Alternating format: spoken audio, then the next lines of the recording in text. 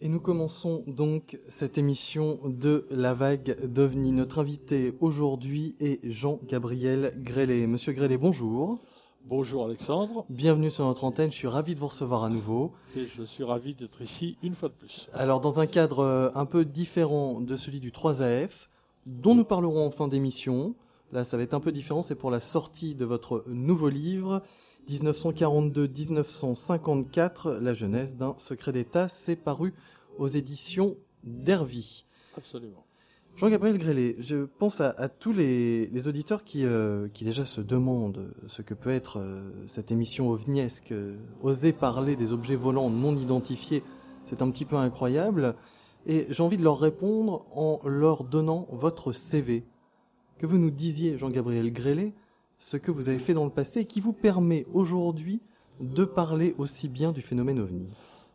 Bien, effectivement, il se trouve que depuis 1952, au mois d'avril exactement, je suis parti aux États-Unis avec 163 de mes camarades pour être formé comme pilote de chasse par l'US Air Force. Et donc, j'ai eu la chance de continuer dans le programme, d'être effectivement breveté et donc de rester dans l'US Air Force depuis avril 1952 jusqu'à la fin 1953. De plus, j'ai eu la chance aussi, ayant été breveté avec la 53D, avec la classe 53D au mois de juin, de rester aux États-Unis avec tous les privilèges d'un officier américain jusqu'en début novembre, enfin jusqu'au mois de novembre, époque à laquelle nous sommes rentrés en France. Ça m'a permis, parce que je suis d'un naturel curieux, de consulter un grand nombre de documents dans la bibliothèque de la base, des documents classés secret défense, parce que j'avais l'habilitation secret défense, comme tous mes camarades pilotes. Voilà. J'ai eu aussi en main la première réglementation AFR 200-2 qui précisait ce qu'étaient des objets volants non identifiés, la raison de l'intérêt de l'Air Force vis-à-vis de ces objets, préciser aussi un certain nombre d'autres choses, dont nous reparlerons peut-être tout à l'heure. Mais avant cela, j'avais été, alors là, jeune élève pilote bien fatigué, en juillet 1952. Nous avons été à distance témoins de ce qui s'est passé au-dessus de Washington pendant la nuit de ce samedi soir, et phénomènes qui se sont reproduits la semaine suivante, toujours un samedi soir à 9 heures. Alors ces phénomènes sont assez connus. Ce qui l'est moins, c'est qu'ils étaient suivis par deux radars différents et que les véritables sauts, blocages, arrêts sur place, virages en épingle à cheveux, etc., qui ont été non seulement vus par des témoins, mais aussi suivis par les radars, concernaient des objets massifs. Or, il est impossible à un objet massif de faire un virage sur place, de s'arrêter pratiquement instantanément, de repartir avec des vitesses extraordinaires. Il semble bien donc que ces objets non seulement étaient des objets, mais défiaient complètement les lois de Newton non pas sur la gravitation, mais au moins sur l'inertie. Voilà. Au-delà de ceux qui étaient présents avec vous à ce moment-là et qui se sont bien rendus compte que quelque chose de pas normal arrivait, est-ce que durant tout le long de votre carrière, vous avez pu discuter librement de ce genre de sujet? Alors, déjà, ce qui s'est passé au-dessus de Washington, ça s'est passé le samedi soir, nous en avons discuté dès le lundi matin avec nos instructeurs militaires. Ils ne l'étaient pas tous, on avait aussi des instructeurs civils. On en a discuté très librement avec nos instructeurs militaires, d'autant plus librement qu'un instructeur et son élève avaient croisé, à bord d'un T6 en vol de nuit, avaient croisé un engin très bizarre qui n'avait pas d'aile, qui était comme une sorte de fuselage volant, assez fortement éclairé de l'intérieur. Donc on en avait parlé entre nous. Ça ne dépassait pas les limites de la base. Mais on en parlait d'autant plus librement que nous n'avions aucune habilitation à ce moment-là. Nous étions tout simplement des jeunes civils qui espérions rentrer un jour et devenir un jour des pilotes de chasse. Voilà. Et après, dans le reste de votre carrière, est-ce qu'on pouvait parler de ce genre de sujet ou est-ce que c'était Oui, discrètement et entre nous. discrètement? Et entre nous, Parce que oui. c'était mal vu sinon. C'était pour les Américains, ça pouvait être bien pire. Tout le monde sait qu'un certain nombre de témoins ont été l'objet de brimades. Certaines de ces brimades sont allées très loin jusqu'à provoquer des suicides et des choses comme ça, perte de carrière, divorce, ça. Tous les moyens étaient bons pour empêcher les gens de parler en public de ces choses-là. Mais par exemple, il se trouve que nous n'avons eu aucune observation particulière quand j'étais pilote de chasse. Et quand je me suis retrouvé pilote à Air France, là, j'étais témoin de deux observations, de deux passages d'engins très rapides à 5000 km/h. Nous en avons librement parlé, déjà avec l'équipage, ensuite avec le contrôle de la navigation aérienne, puisque ce sont eux qui nous avaient alertés, et ensuite deux autres équipages, un équipage de la Lufthansa et un équipage d'Olympic Airways étaient intervenus sur la fréquence pour préciser qu'ils avaient vu la même chose. Donc, on en parlait librement, mais attention, nous étions assermentés, nous devions garder le secret des télécommunications dès cette époque-là, et même en tant que civil. Autrement dit, ça limitait quand même assez considérablement ce que nous pouvions faire et dire à ce moment-là. D'autre part, surtout en tant que commandant de bord à Air France, compagnie nationale, nous étions tenus à un devoir de réserve et en particulier, toute publication devait être approuvée par la direction, ce qui était un peu normal. On était quand même une compagnie nationale. Pour en terminer justement avec cette partie de votre carrière, Jean-Gabriel Grellet, est-ce que les choses ont changé maintenant par rapport aux pilotes d'avion? Alors, on essaye de les faire changer un petit peu en France, en ce sens que il y a maintenant une procédure de collecte qui intéressait jadis uniquement la gendarmerie, qui maintenant est connue, et on a essayé, non pas d'imposer, mais de faire admettre aux pilotes de ligne la même chose en ce qui concernait les rencontres inhabituelles. Je n'ai pas l'impression que ça marche très bien, la discrétion de notre profession continue, et puis surtout,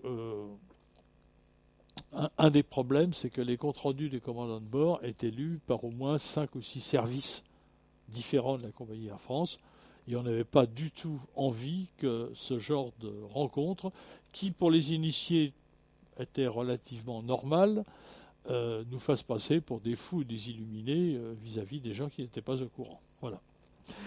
Jean-Gabriel Grellet, ce livre qui sort 1942-1954, la genèse d'un secret d'État, je le rappelle, c'est aux éditions d'Hervy, fait suite à Documents interdits, la fin d'un secret, parce qu'on parle beaucoup de documents dans ce livre, de documents déclassifiés, on va y revenir dans quelques secondes, mais qu'est-ce qu'il apporte selon vous de plus?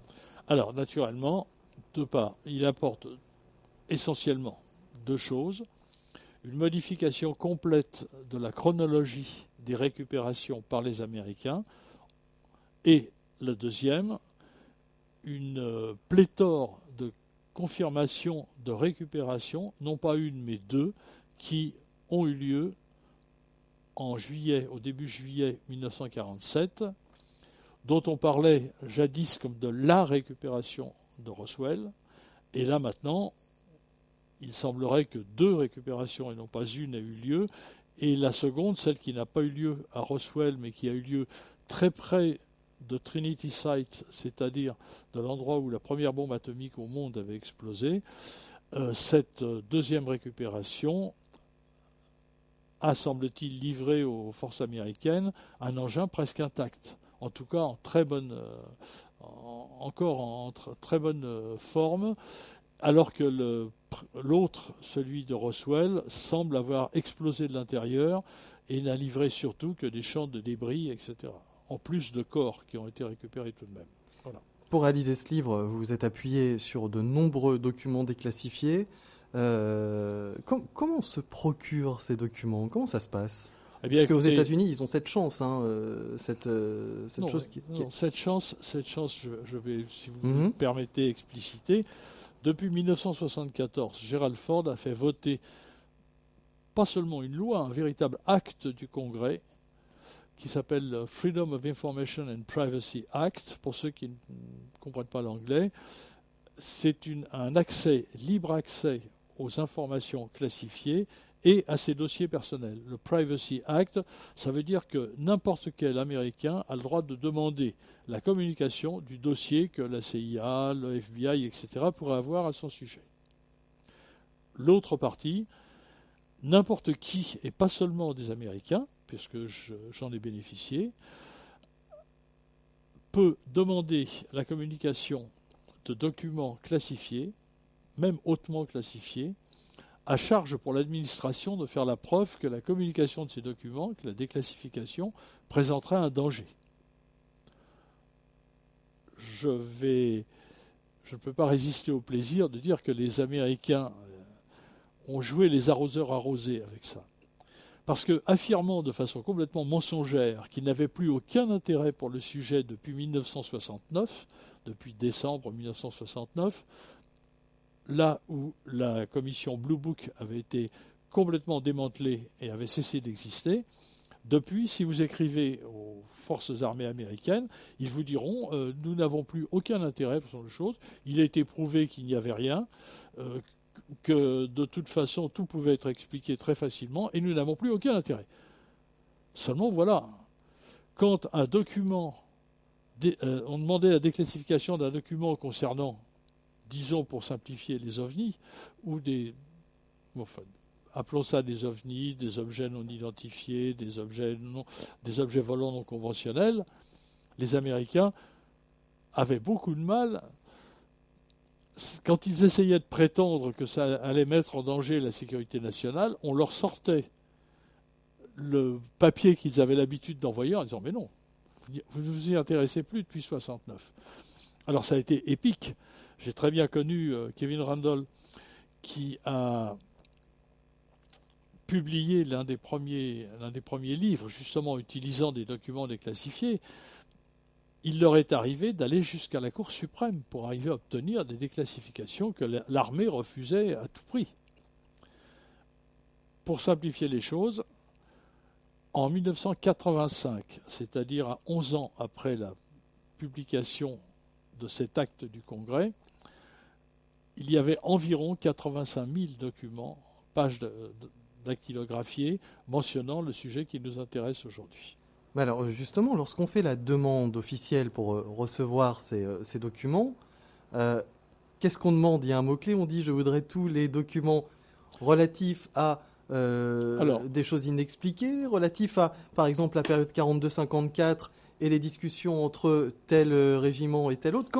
Comment est-ce qu'on peut demander? C'est pas comme taper un mot-clé sur Internet, c'est autre chose, il faut être un peu plus fin, j'imagine. Alors, pendant un certain temps, avant la période de Bush, enfin du dernier président Bush, il suffisait d'écrire aux archives nationales qui vous répondaient en vous disant le document que vous demandez a été effectivement déclassifié, nous le tenons à votre disposition pour la somme de 10 cents la page. Mais il se trouve, nous, en France, on a eu beaucoup de chance.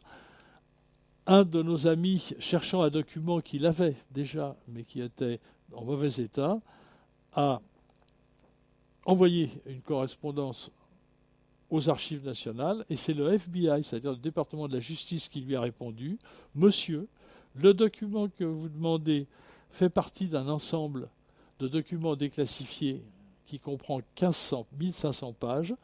Nous les tenons, si vous le souhaitez, à votre disposition, à raison de 10 cents par page, les 100 premières ou les 150 premières étant gratuites. » Inutile de vous dire que le dollar à 5 francs à l'époque, on s'est précipité et on a reçu, or ça a mis le temps parce que c'est venu par bateau, on a reçu une belle cassette avec trois gros trucs reliés et qui contenait effectivement 1500 pages dactylographiées, toutes sur le sujet des ovnis. Ah, donc en fait, ce sont eux qui vous ont mis sur la piste Absolument. de cette... Absolument. C'est ce que je me demandais, comment est-ce qu'on peut... Eh bien, vous voyez, dans ce cas-là, précisément, il est tout à fait évident qu'il y avait une dissension, ou tout au moins une interprétation différente entre le département de la justice et le département de la défense.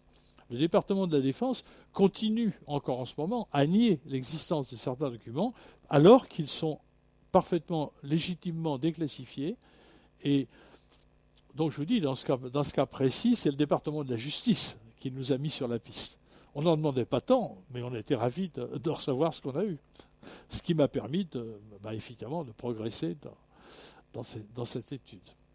Nous allons donc parler de ce livre, Jean-Gabriel Grélet, 1942-1954, la genèse d'un secret d'État.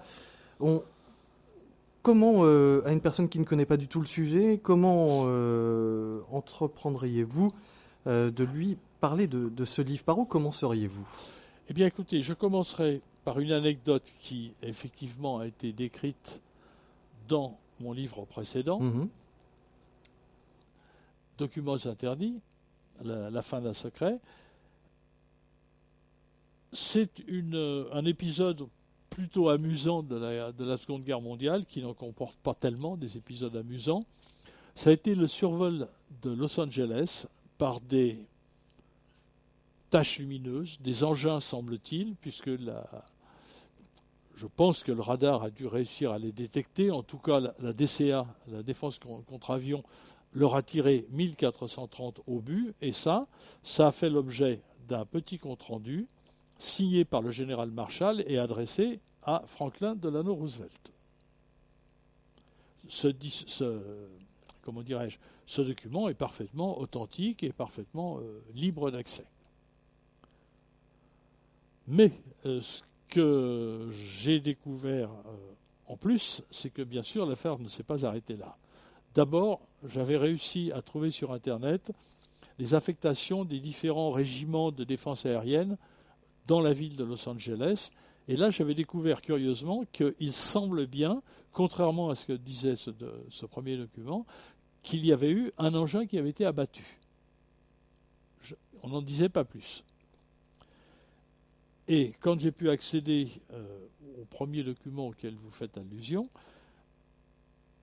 il y avait d'abord une réaction de Franklin Delano Roosevelt. Alors, ce qui est très intéressant, c'est que les archives des présidents ne sont pas caviardées, jamais.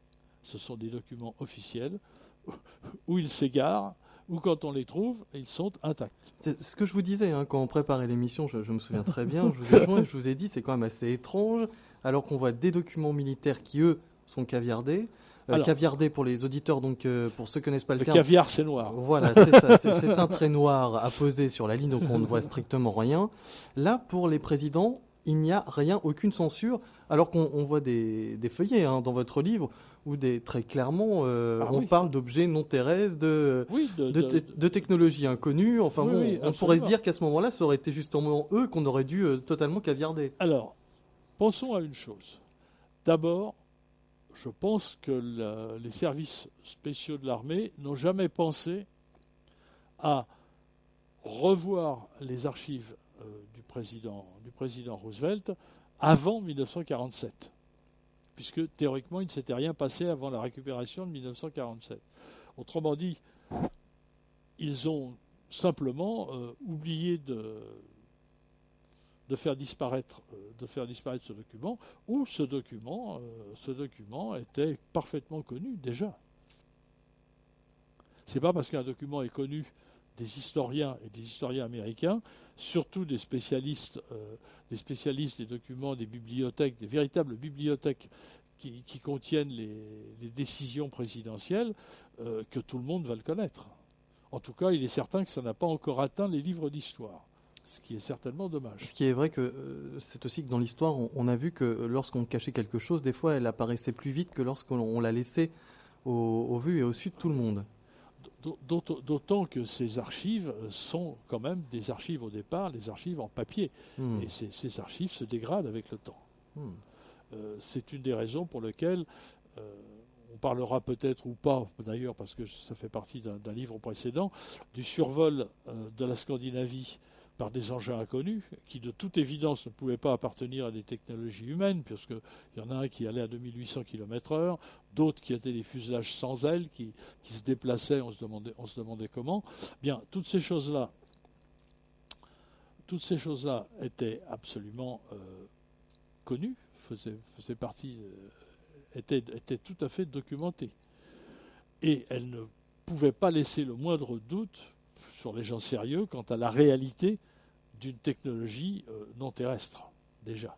Autrement dit, ce qui tempère un petit peu la découverte de ces documents, c'est que finalement, on savait déjà presque tout, sauf la date des premières récupérations. Ça, on ne le savait pas. Mais tout ce qu'on sait, c'est la formulation plutôt poétique du président Roosevelt, quand il parle des merveilles, quand il parle, etc. D'ailleurs, éventuellement, on pourra peut-être en lire quelques extraits, quelques passages. On en lira quelques passages, et puis on pourra aussi parler de la poésie de Einstein, je crois. Alors, Einstein, c'est un peu particulier. C'est un peu particulier, mais on parle d'une... Il développe des théories, il n'est pas tout seul sur cette lettre, je ne me rappelle plus avec qui il est. Alors, c'est très curieux. Et il développe une théorie magnifique où il essaye d'imaginer comment se passerait un contact avec une autre civilisation, comment est-ce qu'il faudrait réagir. Il a toutes les options sur la table. On va beaucoup plus loin. On va y revenir dans quelques instants, mais ce qui est important de savoir, avant qu'on ne fasse une première pause, Jean-Gabriel Grélé, c'est que quand même, ces documents, et c'est pour ça qu'on parlait de caviarder les pages à l'instant, ces documents, il y en a certains pour lesquels on pourrait craindre une manipulation de l'armée. Oui, et c'est pourquoi je me posais la question sur le fait que les textes présidentiels n'aient pas été caviardés. Pour certains documents, on peut se poser des questions sur la fiabilité, sur savoir s'ils ont été modifiés. Vous pensez bien que c'était mon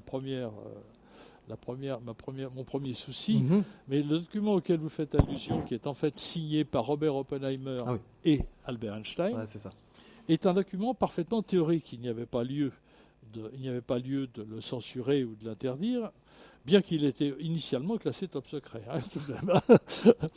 Et ce document, c'est simplement une réflexion de ces deux hommes sur les modifications qu'il conviendrait apporter aux lois internationales et aux accords internationaux, et en particulier aux lois qui déjà provenaient des Nations Unies, pour y intégrer la possibilité d'êtres qui ne seraient pas humains. Et donc, ce qui est très curieux, c'est que c'est appelé « Relations avec les habitants des corps célestes ».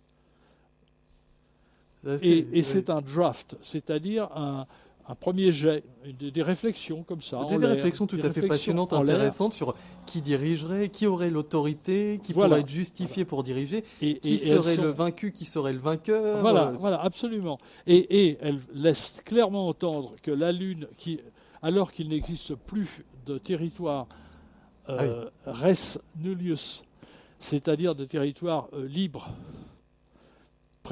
que n'importe qui peut conquérir, il semblerait bien que la Lune en soit un. Or, à la lecture de ce texte, on se doute bien que c'est un des principaux exemples de nos deux compères, si j'ose dire, c'est de dire, mais si par contre la Lune était peuplée, ou même simplement s'il y avait des missions scientifiques de recherche sur la Lune, il serait arrivé avant nous, et ça ne serait plus un territoire res nullius, et la Terre n'y aurait aucun droit. Et en fait, ça, c'est très intéressant. Et puis, mais ça, c'est à déguster pour les spécialistes. Il y a une page entière où, en 1947, de juin ou quelque chose comme ça, où en 1947, Albert Einstein et Robert Oppenheimer prévoient exactement ce que va être la condition du monde 10 ans plus tard, avec des fusées, des satellites artificiels de la Terre et des fusées capables d'emporter des bombes atomiques. Oui, ils s'inquiètent même. 10 ans à l'avance, ils avaient prévu ça. Ils s'inquiètent même des collisions entre nos engins et les engins extraterrestres. Absolument. Qui pourraient provoquer des conflits. Exactement. Et ce texte est tout à fait extraordinaire. Je l'ai beaucoup apprécié. Il est magnifique et il est quand même authentifié d'une double façon. Il est surtout authentifié par la réflexion de Vannevar Bush et de... Excusez-moi, voilà. Il y a ensuite, je ne sais pas si ça sera visible. Lisez-le, oui, enfin on le voit un petit peu, mais oui. Ça se trouve, le document se trouve page 55. Donc il y a la signature de Robert Oppenheimer, de Albert Einstein et leur titre. Et ensuite, une remarque de Vannevar Bush qui dit « Moi-même et le général Marshall, nous avons lu ce texte et je dois admettre qu'il fait preuve d'une certaine logique. » C'est très gentil, mais j'ai du mal à croire que le président le prendra en considération. Le président, c'est le président Truman. Je crois savoir qu'Oppenheimer a approché Marshall pendant qu'ils assistaient à une cérémonie, peu importe, et j'ai cru comprendre que Marshall a rejeté l'idée qu'Oppenheimer en parle avec le président. J'ai parlé à Gordon, je ne sais plus qui c'était, mais enfin, et qui était d'accord. Et tout ça est signé par Vannevar Bush. Oui, par Vannevar Bush, enfin au moins ses initiales. Donc voilà, quelque chose qui n'avait aucune raison d'être interdit, de ne pas être déclassifié, et qui pourtant est passionnant. Et nous allons dans quelques instants rentrer dans le vif du sujet. Vous êtes à l'écoute de la radio Ici et Maintenant. C'est l'émission La Vague d'OVNI, une émission proposée et dirigée par Didier Deplège, animée par Alexandre. Et l'émission La Vague d'OVNI, c'est tous les mardis à partir de 23h, le dimanche de 14h à 16h. Et notre invité est aujourd'hui Jean-Gabriel Grélé qui nous présente son nouveau livre 1942-1954, la genèse d'un secret d'État, paru aux éditions d'Hervy. Jean-Gabriel Grélé, rentrons maintenant dans le vif du sujet. On ne pourra pas parler de tout le livre pendant cette émission, heureusement, d'ailleurs, sinon les auditeurs n'auraient pas envie d'aller l'acheter. Ce serait dommage. Mais on va s'arrêter sur certains chapitres. Nous parlerons entre autres évidemment de Roswell, mais ce qui va nous intéresser, ce qui va finalement tout englober, c'est le secret d'État. Il est sur le titre du livre et effectivement, dès le début de votre livre, Jean-Gabriel Grélé, vous parlez de la constitution de ce secret d'État. Alors, la constitution de ce secret d'État, elle est contenue dans un mémorandum qui est envoyé par Franklin Delano Roosevelt au général Marshall, certainement en réponse au premier compte-rendu qu'il avait reçu. Et on y lit, alors ce compte-rendu est daté du 27 février 1942, mémorandum pour le chef d'état-major de l'armée. J'ai considéré que l'utilisation des éléments matériels que possède l'armée pouvait avoir une grande importance dans la mise au point d'une arme de guerre supérieure. Je pense qu'on peut traduire d'une bombe atomique. Je suis en désaccord avec l'argument qu'une telle information devrait être partagée avec notre allié, l'Union soviétique. Des consultations avec le Dr Bush et d'autres scientifiques quant à la possibilité de trouver des utilisations pratiques aux secrets atomiques découverts en étudiant des engins célestes interdisent toute discussion ultérieure. Et j'autorise par la présente le Dr Bush à mettre en œuvre ce projet sans délai. Autrement dit, le 27 février 1942, le Dr Vannevar Bush, qui était le grand, je dirais presque le grand sorcier de tout ce qui était armes futures, armement et organisation scientifique militaire aux États-Unis, reçoit le feu vert du président Roosevelt. Cette information est vitale pour la supériorité de la nation et doit rester dans le domaine des secrets d'État. Clac, le secret d'État est décidé par une missive du 27 février 1942. Et le président Roosevelt continue. Toute discussion ultérieure de ce sujet devra se limiter au général Donovan, au Dr Bush et au secrétaire d'État à la guerre et à vous-même. Le challenge auquel notre nation est confrontée est à la fois impressionnant et périlleux, et j'ai consacré toutes les ressources de notre gouvernement pour y faire face. Il s'agit bien entendu de la Seconde Guerre mondiale dans laquelle les États-Unis viennent d'entrer, volance-nolance, si j'ose dire, à la suite de Pearl Harbor, qui s'est passé quelques mois plus tôt. Vous avez mon assurance que, les circonstances une fois devenues favorables après la victoire, l'armée recevra les fruits de la recherche obtenue en explorant les applications ultérieures de cette nouvelle merveille. Oh, on ne parle pas de soucoupe volante, on ne parle pas d'extraterrestres véritablement, mais enfin, c'est tout de même assez clair. Et ça le devient encore plus quand on voit la réponse du général Marshall au président. Quelques jours après, à peine, 5 mars. 5 mars. Comme indiqué dans mon mémorandum du 26 février concernant les aéronefs observés au-dessus de Los Angeles, Nous avons appris par le G2 de l'armée, G2 ce sont les services de renseignement de l'armée américaine à cette époque-là, que le contre-amiral Anderson du renseignement a informé le département de la guerre d'une récupération navale d'un avion non identifié au large de la côte californienne.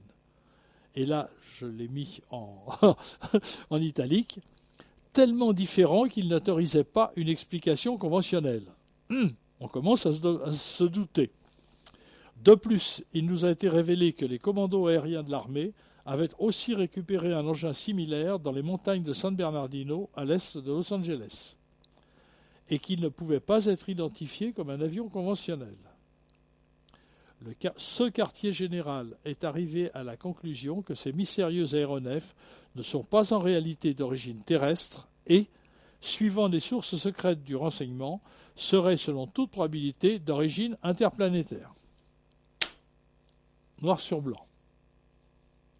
C'est quand même quelque chose. Et pour faire bon poids, le général Marshall a lancé une recherche dans tous les dossiers du département de la guerre concernant les phénomènes aériens non conventionnels rapportés depuis 1897. Et de fait, certains ufologues français qui ont écrit des livres très intéressants sur cette fameuse vague qui va de 1897 à 1905 environ, seront très heureux que je dise que leur travail est confirmé par le général Marshall. Donc là, en fait, on a l'instauration, la création d'un premier secret d'État. D'un premier secret d'État. Voilà, qui peut rendre parano un petit peu. Non, pourquoi ? Non. Il était parfaitement logique, d'une part, de ne pas prévenir les Russes qui étaient, disons, des alliés très récents, puisque avant ils étaient alliés avec Hitler. Donc c'était la moindre chose qu'on puisse dire, c'est que c'était prudent. Et d'un autre côté, je pense que le président Franklin Roosevelt et ses collaborateurs immédiats, Vannevar Bush et le général Marshall, étaient suffisamment intelligents, avaient suffisamment de vision du futur pour savoir que, pour connaître déjà ou d'imaginer toutes les implications de cette nouveauté. Parce que la réalité matérielle, concrète, que la Terre était visitée par des personnes disposant d'une technologie très en avance sur la nôtre, c'était tout à fait évident en examinant, semble-t-il, ces engins, c'était un sujet, c'était un problème nouveau, inouï, auquel jamais personne n'avait pensé, semble-t-il, et il était tout à fait normal. C'est un réflexe que tous les chefs d'État, tous les chefs d'état-major auront. On couvre par le secret ce qu'on ne peut pas expliquer immédiatement. Là, on nous parle très clairement de la récupération d'un objet. Cet objet-là, on n'en parlera plus. On ne sait pas vraiment... Si, on va encore en parler. Si. Franklin Roosevelt va en parler pour répondre à une relance, en quelque sorte, de Vannevar Bush en 1944. Et nous avons cette missive en 1944 qui va non seulement reparler de ces objets, mais va laisser entendre qu'un grand nombre de commissions s'y sont intéressées et les ont étudiées. Il faut dire que je nage un petit peu comme ça. Et voilà, c'est en quelque sorte le troisième volet de cette première partie, la partie qui se situe avant 1945, donc pendant la Seconde Guerre mondiale. Et celle-là, elle est signée par Franklin Roosevelt. Le texte n'est pas dans très bon état parce que l'encre a bavé un petit peu, mais la signature est parfaitement comparable avec d'autres signatures, il n'y a pas de problème. Et pas le moindre caviardage non plus, bien entendu. Et je pense que ça vaut la peine pour répondre à votre question.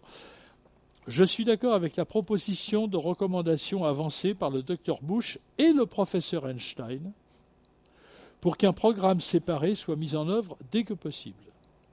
Je suis aussi d'accord pour que l'application du savoir-faire non terrestre dans le domaine de l'énergie atomique soit utilisée afin de perfectionner les armes de guerre supérieures qui permettront de réaliser la défaite complète de l'Allemagne et du Japon. C'est clair, c'est net, c'est sans la moindre ambiguïté. Par contre, au vu des dépenses déjà engagées dans le programme de la bombe atomique, c'est-à-dire dans l'utilisation de ces récupérations pour créer une arme supérieure, il serait en ce moment difficile d'approuver des fonds supplémentaires sans l'engagement du Trésor public et des militaires.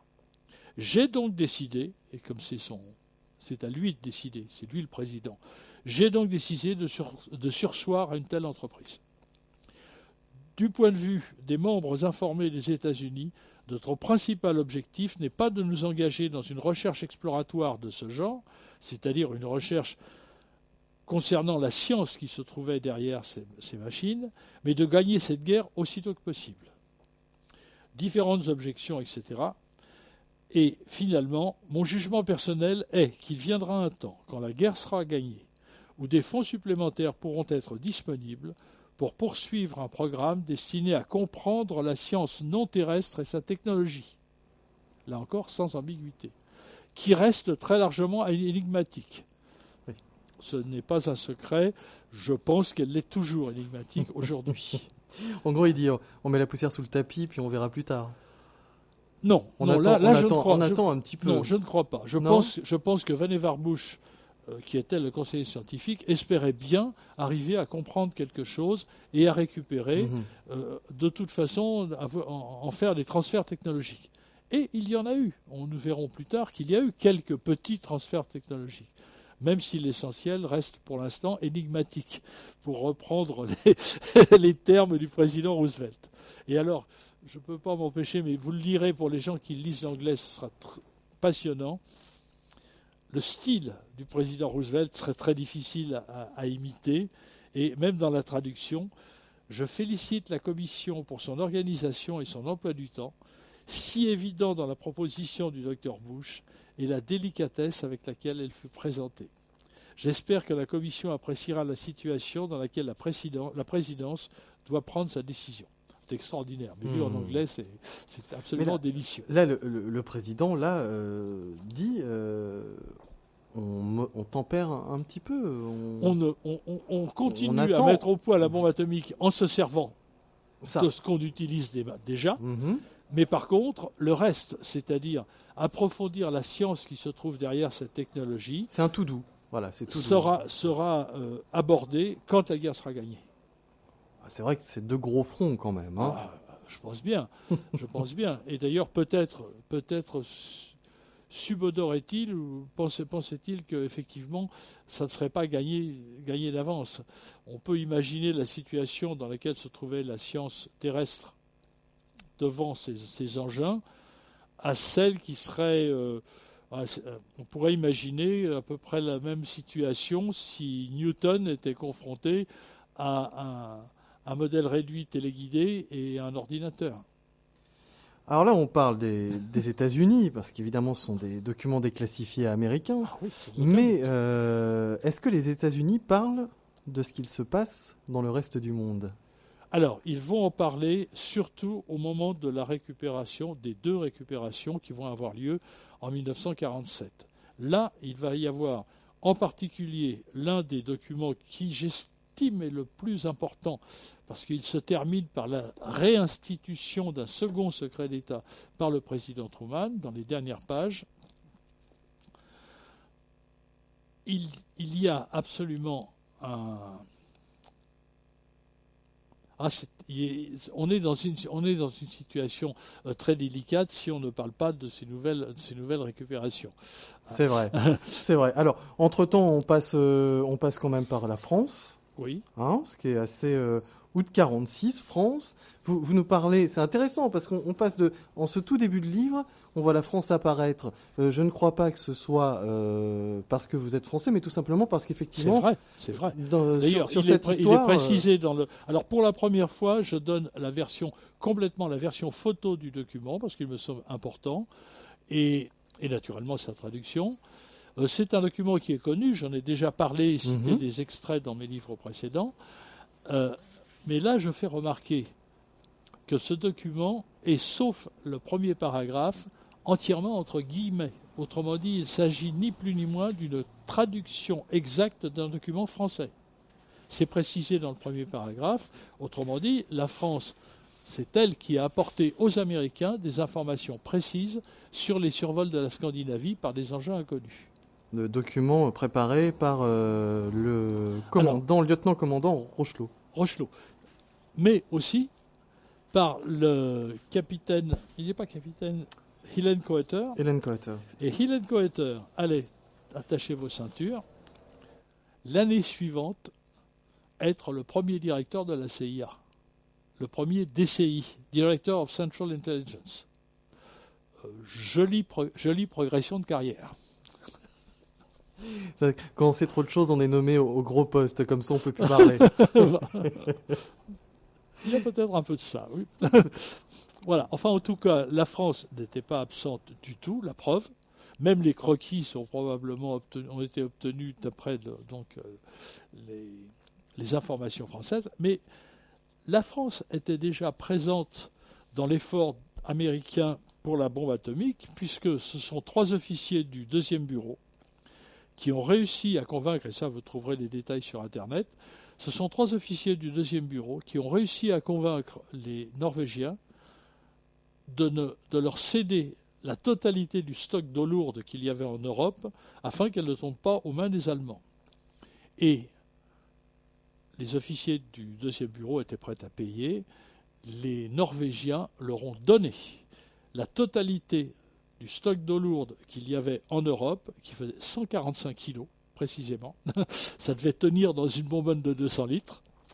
Et le jour même de l'intervention du général de Gaulle, le 18 juin 1940, alors que la France avait perdu la guerre,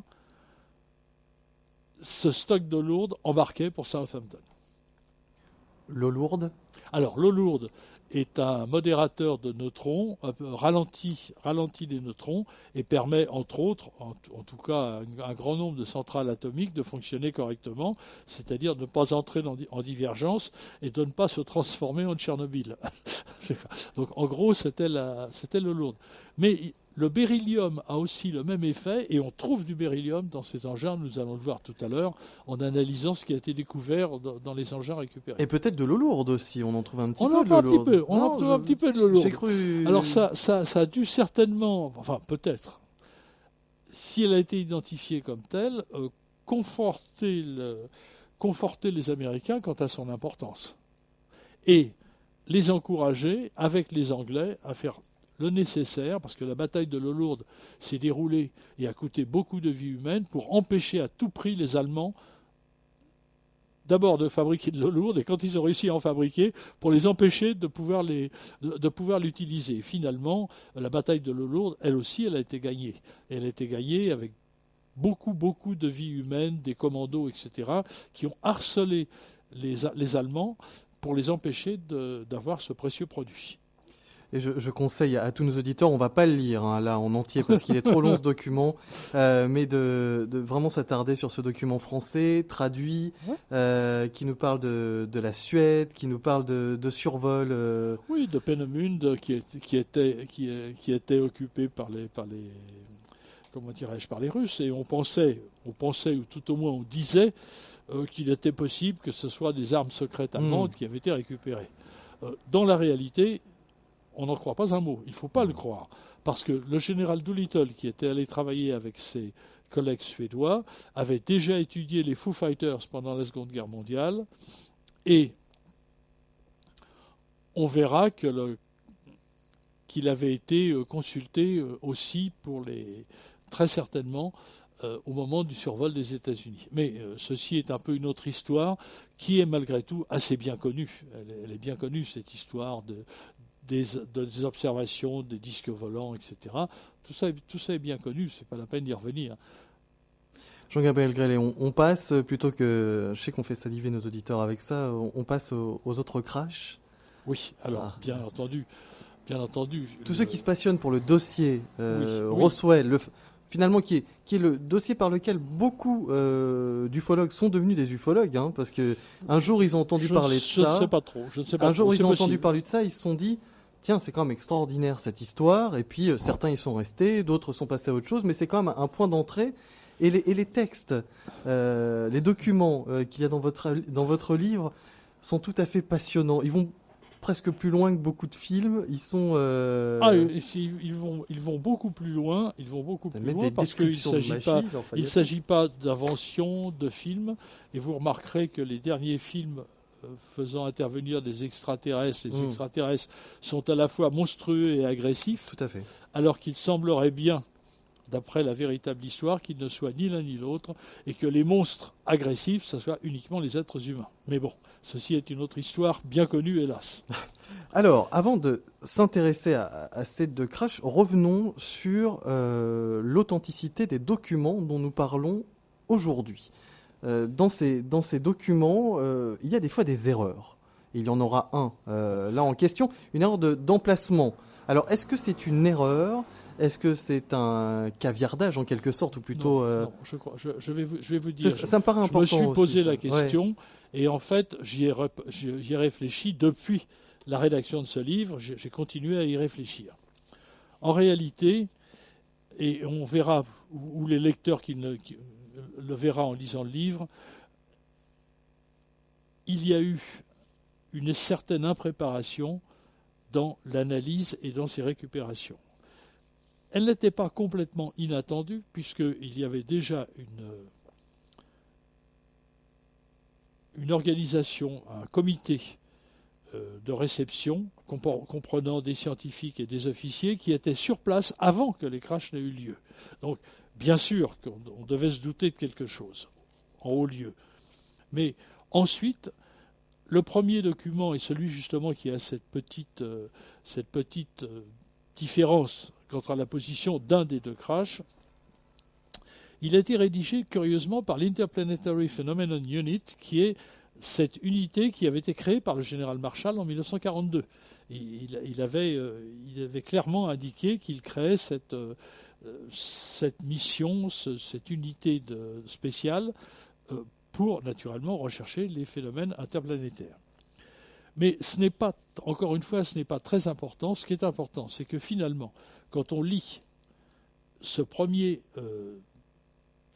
première description des crashs, on s'aperçoit qu'elle a été faite par des officiers, certainement des officiers relativement subalternes, au moins un officier du Counter-Intelligence Corps, ce qui est encore un truc très spécifique aux États-Unis. C'est un corps de contre-espionnage militaire qui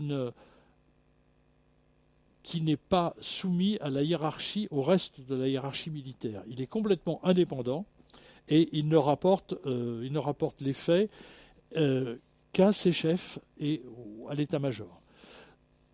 Et c'est le Counter-Intelligence Corps a participé de toute évidence à cette récupération. Mais il n'a pas pu tout faire. Il n'a pas pu aller examiner les corps, par exemple. On ne lui a pas laissé faire. Ils ont une partie de ce qui est décrit dans ce premier rapport, c'est du on-dit. Nous avons appris que le chef d'état-major a refusé au FBI d'avoir accès aux disques. Et ça, on en a la preuve dans un autre document. Il y a un très bon recoupement avec ça.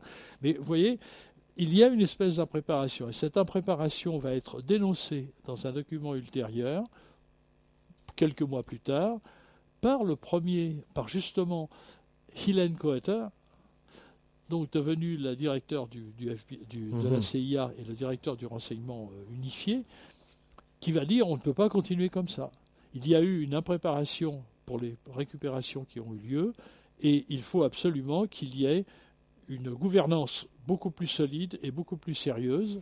Et en gros, on sent bien qu'il se propose pour aider. C'est ça. Vous expliquez donc ces erreurs cette erreur. Ce sont des imprécisions logiques. Par l'impréparation qu'on a vu d'ailleurs sur l'explication d'un ballon, et puis finalement ils écrivent tout le monde s'est bien rendu compte que ça ne pouvait pas être le projet secret Mogul.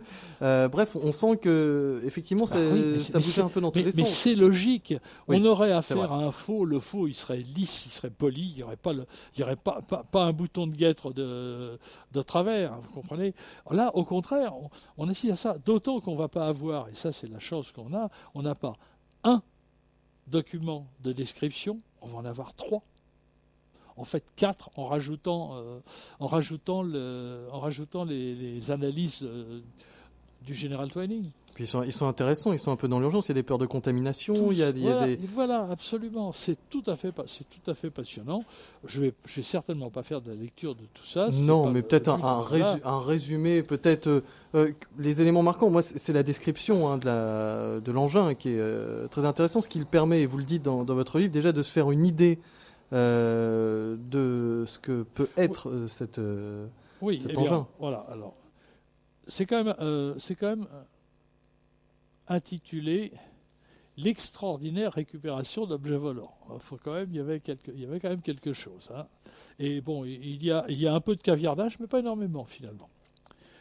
L'extraordinaire récupération d'objets volants dans l'État du Nouveau-Mexique entre le 4 et le 6 juillet 1947. Ce résumé a été préparé par le quartier général de l'unité des phénomènes interplanétaires, branche scientifique et technique, direction du contre-espionnage, sur la demande du chef d'état-major adjoint du G2 et sur les ordres express du chef d'état-major. Or, on va s'apercevoir qu'il va y avoir une étude parallèle à celle-là qui va être réalisée par la NACA et sur les ordres, sur les ordres de personnages prestigieux. On va s'apercevoir qu'on a fait venir tous les Allemands. Alors on découvre à cette occasion que les Allemands qui travaillaient pour les Américains à cette époque-là étaient regroupés avaient un code spécial. Voilà. Alors bon, je passe directement. À 23h32, le 3 juillet 1947, des stations radars dans l'est du Texas commencent à suivre des engins, ce qui explique qu'une mission vient déjà d'arriver de Washington avant que le crash ait eu lieu. 2 zones de crash ont été localisées près du polygone de White Sands, qui est très grand. Hein. Il va depuis la zone au nord où la première bombe atomique a explosé jusqu'au sud, la base de Loman. Alors il faut, pour ceux qui le pourront, se procurer une carte de l'État du Nouveau-Mexique. Et là, on comprend beaucoup mieux comment les choses se passent.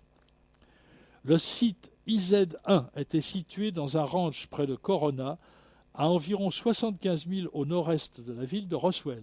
Aucun doute, il s'agit bien du crash de Roswell. Sauf que le site IZ-2 fut localisé à environ 20 000 au sud-ouest de la ville de Socorro. Heureusement, ils disent environ, donc voilà. Et là, ils donnent la latitude et la longitude exactes. Latitude 30 degrés 40 minutes 31 secondes, longitude 106 degrés 28 minutes 26 secondes, avec Oscura Peak comme point de référence géographique. Or, ces coordonnées sont exactement celles de Trinity Site, de la première explosion de la bombe atomique, d'une bombe atomique sur les États-Unis. C'est une sacrée coïncidence. Le personnel qui chargeait de la récupération était surtout intéressé par IZ-2 car ce site abritait la majorité des éléments structuraux de la carcasse de l'engin. La récupération de 5 corps dans un cylindre d'évacuation endommagé empêcha une investigation à IZ-1. Pourquoi ? Eh bien, on l'apprend dans d'autres documents. La présence de corps a surpris tout le monde. Ils ont été récupérés un petit peu dans l'urgence.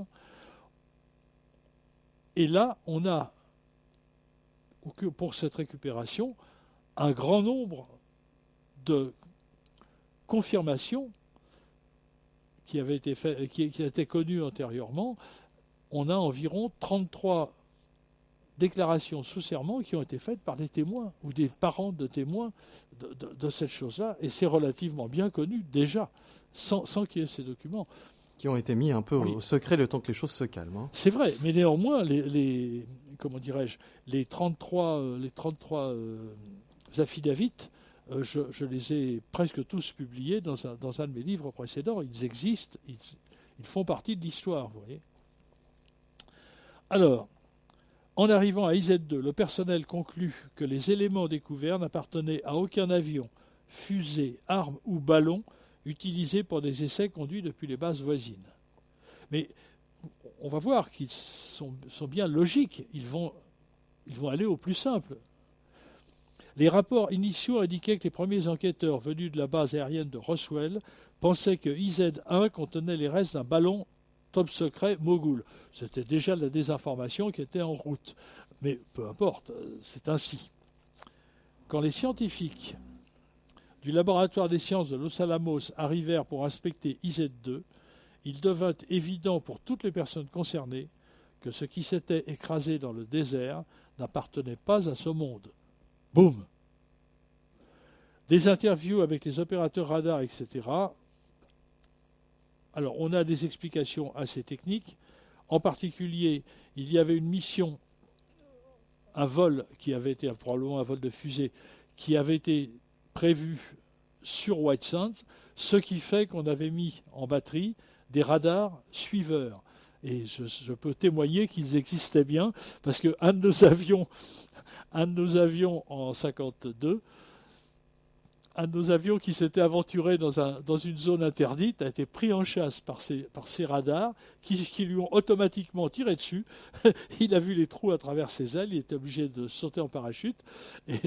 Bon, je pense même qu'il a été viré du programme à la suite de ça. Mais je veux dire, ils existaient bien, ces radars qui suivaient, capables de suivre quelque chose. On voit aussi que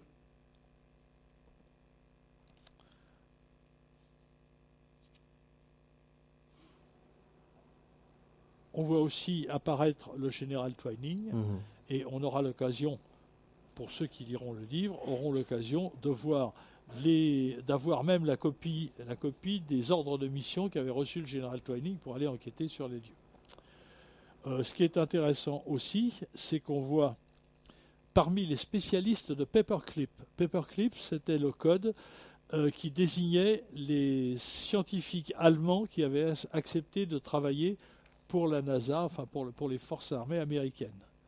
Et parmi eux, il y avait Werner von Braun, le docteur Werner von Braun, le docteur Ernst Steinhoff, le docteur Hubertus Strughold du laboratoire aéronautique de Randolph Field. Bon, tous ces gens-là étaient sur place et donc ont inspecté les débris et ont vu ce qui s'était craché. Voilà. Encore une fois, ça c'est le premier document. Le suivant. Alors, dans ce premier document, on trouve quand même le fait que le général Hoyt Vandenberg, assistant du chef d'état-major, avait empêché le FBI d'accéder. Oui. Et on va retrouver ça dans un document qui, lui, est déjà connu depuis un certain temps. Et de la main de Edgar Hoover, moi, je veux bien aider l'armée dans ce domaine, mais je veux qu'il accepte qu'on ait accès aux disques récupérés. Dans le cas de LA, ils nous ont tout caché. Et LA, tout le monde croyait que c'était Los Angeles et on ne comprenait pas. Eh bien, il se trouve que LA, c'était Los Alamos. Et là, tout s'explique. C'est finalement la guerre des services qui permet d'avancer sur la question. Un petit peu. En tout cas, il est certain qu'au moins en 1900, disons il y a une vingtaine d'années, une quinzaine d'années, au moment où les effets de la loi sur la liberté d'accès à l'information se sont fait sentir, il est certain que le département de la justice, dont la fonction était de faire appliquer la loi, était constamment en contradiction avec le département de la défense, qui lui faisait tout son possible pour ne pas avoir à l'appliquer. Ça, c'est clair. Jean-Gabriel Grellet anime aujourd'hui et notre invité pour cette émission La Vague d'OVNI. Il présente son nouveau livre 1942-1954, La genèse d'un secret d'État, paru aux éditions d'Hervy. Tous les documents dont nous parlons aujourd'hui sont dans ce livre de Jean-Gabriel Grellet. Il y en aura encore d'autres, on va y revenir dans quelques instants, mais il y a tellement d'informations, je vous propose à tous une toute petite respiration musicale. Notre invité est aujourd'hui Jean-Gabriel Grellet. Je vous rappelle que l'émission La Vague d'OVNI est proposée et dirigée par Didier Deplège et qu'elle est animée par Alexandre. Reprenons donc le cours de cette émission La Vague d'OVNI. Jean-Gabriel Grellet, consacré à votre livre 1942-1954, la genèse d'un secret d'État. Et on va parler du second secret d'État, de la fondation d'un autre secret d'État. Oui, volontiers. C'est naturellement le même. Mais ce qui est très intéressant, c'est que là, on va avoir non pas l'urgence d'une guerre, qui était tout à fait évidente dans les décisions du président Roosevelt. on va avoir cette fois des considérations politiques intérieures américaines qui font que les décideurs, qui vont être le président Truman et ses conseillers immédiats, dont Vannevar Bush, vont décider qu'il est hors de question de laisser le peuple américain apprendre ce genre de choses. Et ce document est très très important parce qu'au début, il comprend un grand nombre de signatures, dont celle du président Truman, de celle de Vannevar Bush et d'autres que je n'ai pas encore identifiées. Et il est précisé que personne, nul ne peut, sans l'autorisation expresse du président, disséminer les informations contenues dans ce rapport ou les communiquer à toute personne non autorisée ne possédant pas l'habilitation Magic Security Clearance. Magic avec un J. J'aurai l'occasion de dire tout à l'heure, c'est un acronyme, et c'est pas du tout, la magie n'a rien à voir là-dedans. C'est un acronyme. Donc dans ce document, qui, le lecteur verra, est assez épais et reprend déjà les survols tels qu'ils avaient été aperçus, etc., donne les noms des scientifiques, des généraux qui ont assisté à la rédaction de ce document. Nous avons d'abord une chose très importante, la description de ce qui a été retrouvé dans l'appareil, dans les appareils. Alors je lis tel quel, parce que c'est la simple traduction du document qui est en regard. UF6 sous forme métallique. C'est un sel d'uranium, certainement. Est-ce du fluorure d'uranium? Je ne sais pas. Acide fluorhydrique sur forme gazeuse, tétrafluorure d'uranium et eau. Le tétrafluorure d'uranium dilué, ou l'hexafluorure, on s'en sert encore actuellement pour transporter de l'uranium. J'ai eu l'occasion d'en avoir en vol, sur des cargos. Magnésium en poudre et chlorate de potasse, ça ferait simplement un feu de Bengale, donc ça en soi, rien de particulièrement intéressant. Uranium 235 sous forme métallique. Matériaux ressemblant à du plastique, mais ce qui n'en était pas. Beryllium, je vous ai dit que le beryllium avait à peu près le même intérêt que l'eau lourde. Voilà. Aluminium pur, un isotope du thorium, on ne précise pas lequel, et de la poudre de plutonium. Il semble assez évident que c'est du plutonium 239, puisque un des officiers qui avait découvert ces choses-là craignait qu'il n'y ait suffisamment de ces produits pour faire une bombe atomique. Donc, on peut estimer qu'il y avait une charge critique de plutonium et une charge critique d'uranium dans ces engins. Ce qui, à l'époque, représente environ 25 kg d'uranium 235 et 8 kg de plutonium. C'est ce qu'il fallait à l'époque pour faire une bombe atomique. Ça, c'est une affaire de scientifiques ou de personnes intéressées. Et on en vient aux considérations politiques. Attachez votre ceinture. Étant donné le climat politique existant aux États-Unis et les conditions instables en Europe, l'opinion unanime des membres est que si l'administration rendait aujourd'hui publiques les informations contenues dans ce rapport, le résultat serait dommageable et peut-être fatal à la structure politique du monde telle qu'elle existe actuellement. Notez bien cette phrase, elle est toujours valable aujourd'hui. Les considérations qui suivent ont été revues et débattues, ce qui conduit la mission aux opinions qui suivent. Il se peut que la confiance du public dans les institutions politiques soit érodée et qu'elle soit remise en cause, si ces secrets étaient connus. Une révision complète pourrait se produire dans les institutions savantes, remettant en question la certitude des connaissances scientifiques. Je devrais dire, et comment? Et il serait peut-être grand temps. La capacité des forces armées à assurer la sécurité nationale pourrait être remise en cause et conduire à une peur indue du public et à des désordres. Ensuite, le petit d est entièrement censuré. On ne sait même pas ce qu'il y avait. C'est encore plus énorme que ce qu'on vient d'entendre. Dans le contexte politique, l'histoire et la religion auraient à souffrir les plus graves dommages, causant des soulèvements sociaux sans précédent et une grave atteinte au bien-être psychologique. Comme c'est gentil de se soucier du bien-être psychologique des administrés. Des répercussions politiques peuvent se produire dans nos efforts pour contenir la menace communiste contre nos intérêts démocratiques. Alors là, bien sûr, ça c'est l'argument massu, on s'en doutait. Si une telle annonce était faite par l'administration actuelle, n'oublions pas que c'était des démocrates, Truman, elle pourrait être perçue par l'opposition comme un mauvais coup, nous exposant à des accusations de comportement immoral, de manipulation de l'opinion publique. Bonjour. Ça, il y avait vraiment tout y est là-dedans. Tout y est. C'est absolument écœurant. Mais, en tout cas, la décision est bel et bien prise de couvrir par un secret complet. L'opinion unanime des membres est que l'opération Majestic 12 doit être une agence de collecte des renseignements top secrets concernant la recherche et le développement, opérationnelle et disposant des fonds nécessaires. Il est aussi recommandé qu'un conseil d'experts soit appointé afin de diriger et de superviser le fonctionnement de la dite agence. Ces membres devront procéder des habilitations appropriées et recevoir une entière coopération de la part du National Security Council et du Pentagone.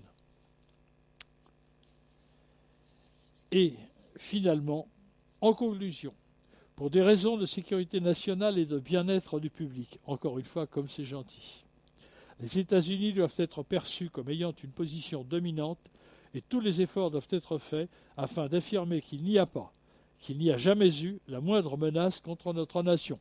Bon. Voilà. Là, on ne sait pas si c'est une menace pour l'instant. Pas du tout. C'est ça. Pas du tout. Mais en tout cas, c'est certainement une menace aux intérêts des gens qui vont se trouver ipso facto être les seuls dépositaires de ce secret. Or, la connaissance est toujours, surtout ce genre de connaissance, synonyme de pouvoir. Je ne pense pas me tromper. Et j'ai l'occasion de poser la question à la fin du livre. Peut-on être certain que les personnes qui ont géré ce problème depuis cette époque et qui ont naturellement manipulé les fonds considérables auxquels il est fait allusion ont toujours fait mentir l'adage de Lord Raleigh, le pouvoir corrompt, le pouvoir absolu corrompt absolument. Je le souhaite, je l'espère. Là, on a quand même un pays, une grande puissance qui, en quelque sorte, prend peur de ne plus être la plus grande puissance mondiale. C'est ça. Elle sait déjà ne pas être la plus grande puissance technologique. Non, parce qu'elle prend conscience qu'il y en a une autre. Il y en a une autre. Et ça... qui en plus n'est pas voisine, hein. Elle n'est pas voisine, mais elle peut être profondément imbriquée avec nous. Profondément imbriquée. Il n'est pas du tout impossible qu'il y ait des engins dans les profondeurs marines. Il n'est pas impossible qu'il y ait des engins souterrains. Ce n'est pas que la Terre soit creuse, mais c'est qu'il y a largement la place sous les montagnes rocheuses ou sous la cordillère des Andes pour cacher certaines choses. Et puis, on a la Lune qui n'est pas très loin, qui est à 2 secondes 3 pour la lumière de nous, et qui est probablement, parce qu'on ne peut pas imaginer qu'une puissance disposant de capacités spatiales néglige la Lune comme base avancée. C'est tout à fait évident que la Lune doit être... Elle ne nous appartient pas. D'ailleurs, on voit bien que les autorisations que nous avons reçues des missions lunaires, elles ont été interrompues elles ont été très brèves et depuis, rien. Il n'est pas question pour l'instant de retourner sur la Lune. À moins de demander poliment la permission. Il y a une question qui se pose quand même par rapport à ces crashs.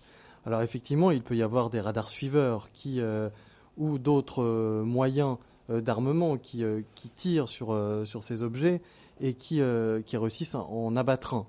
Ce qui pose d'ailleurs des questions sur leur technologie, parce qu'on peut se dire que nos armes terrestres ne sont pas si puissantes que ça, mais c'est un autre sujet.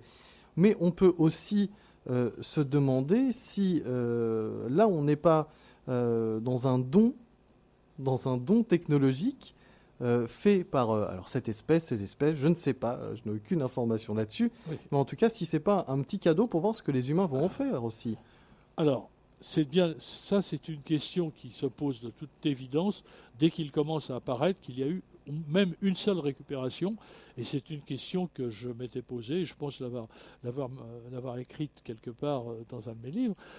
Évidemment, c'est la première question qui se pose. Est-ce que c'est un transfert technologique discret ou est-ce que c'est véritablement le résultat d'accidents? En tout cas, les Américains croyaient, je pense sincèrement, aux alentours des années, avant le début des années 50, qu'il y avait eu au moins un accident parfaitement autonome, si j'ose dire, c'est-à-dire qu'un de ces engins avait explosé de l'intérieur sans qu'on sache véritablement pourquoi. Un avait été abattu, et je pense que c'est... je pense possible que ça soit passé à Los Angeles, justement, à la suite des tirs d'ECA. Et un autre par malchance. Enfin, en tout cas, il y a dans un de ces documents, on énumère les possibilités, sans tirer de conclusion certaine. Mais il me semble, moi, après examen de toutes les informations dont nous disposons aujourd'hui, que les Américains, les États-Unis d'Amérique, ont été choisis.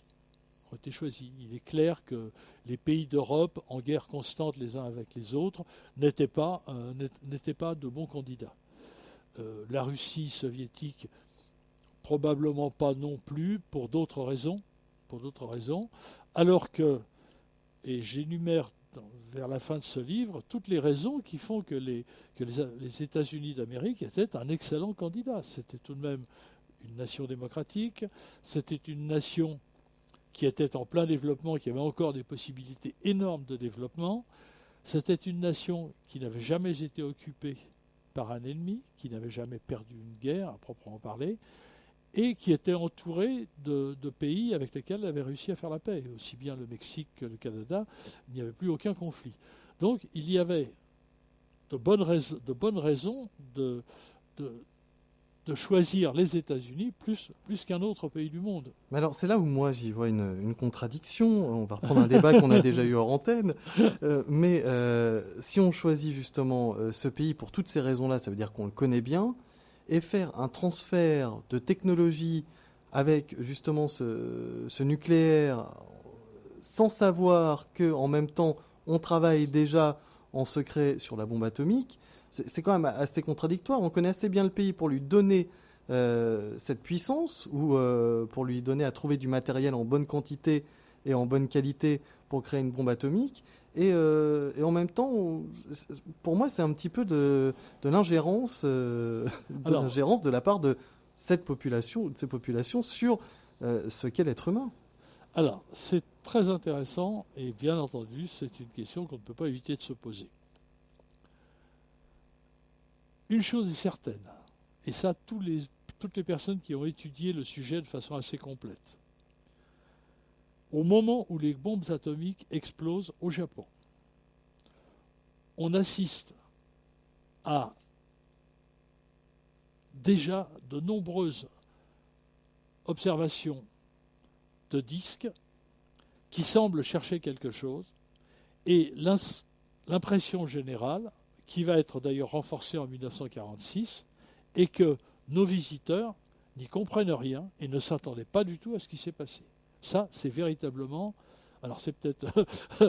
on peut encore imaginer au deuxième degré que ça soit une mise en scène, mais en tout cas, il ne semble pas avoir été préparé à ça. Il s'attendait à tout, sauf à des explosions. Peut-être s'attendait-il à ce que les Américains commencent à mettre au point, à l'aide de centrales nucléaires, une nouvelle ère pour l'humanité, non polluante, enfin beaucoup moins polluante que le charbon, etc. Je n'en sais rien. Mais en tout cas, les transferts technologiques qui ont mené à la bombe atomique, s'ils avaient été volontaires, n'auraient pas surpris nos visiteurs. Or, nos visiteurs semblent vraiment surpris. Ils vont le montrer d'une autre façon. Ils vont chercher, semble-t-il, dès 1946 et ensuite tout le début 1947, à trouver d'où viennent, où ont été construites ces bombes atomiques. Si ils savaient par avance qu'elles avaient été construites en partant de leurs engins récupérés en Californie, ils ne se seraient jamais posé la question. Jamais. Or là, ils se la posent la question. Et finalement, ils vont réussir le premier survol de Los Alamos décembre 1948. c'est-à-dire 3 ans après l'explosion des bombes atomiques. Un peu plus de 3 ans. Et là, une fois qu'ils ont le pied à l'étrier, si j'ose dire, ils vont très rapidement découvrir toutes les centrales, tous les sites où les Américains mettent au point la bombe atomique. Ça, j'en ai parlé dans 2 de mes livres précédents. C'est parfaitement clair. Il y a un rapport de Lincoln La Paz à ce sujet-là. On voit très bien qu'ils ont découvert. Mais pour avoir découvert aussi tardivement, il faut ne pas avoir prévu au départ que les bombes atomiques verraient le jour. C'est quand même étonnant quand on connaît un peu l'être humain qui est un pauvre animal amateur de violence et de guerre. C'est quand même assez surprenant. Alors, disons qu'il est, comment dire, cet être humain, il est rempli aussi de pulsions contradictoires. Il a aussi quand même la pulsion vers la gentillesse. On a quand même créé la Croix-Rouge pendant qu'on se massacrait les uns les autres. On a créé la Croix-Rouge pour se donner bonne conscience par rapport à ce qu'on faisait ailleurs. C'est vrai qu'une partie des choses, on a l'impression qu'on va désinfecter une balle de Colt 45 avant de la tirer dans le ventre de la personne qui est devant. Ce qui est finalement une façon un peu bizarre Donc, en fait, de manifester une compassion. En fait, ces ovnis ont en quelque sorte, ces ovnis, ces visiteurs, ces objets qu'on ne connaît pas, ont aussi éteint l'incendie en allant survoler ces centrales, ces bases de recherche. Ils ont eux-mêmes éteint peut-être un incendie qu'ils avaient allumé malgré eux. Ah oui. Parce qu'on peut penser on peut penser, alors, la supposition absolue, qu'ils aient donné qu'un des crashs au moins avait pour but de donner telle ou telle chose à l'être humain concernant le nucléaire, et qu'ils aient imaginé que l'être humain en fasse quelque chose de plus utile, de plus constructif qu'une arme. Et à ce moment-là, quand ils se sont rendus compte qu'une arme avait été construite, le survol de ces bases, c'était pour calmer un petit peu tout le monde. Alors là, il n'y a aucun doute quant à la raison de ce survol.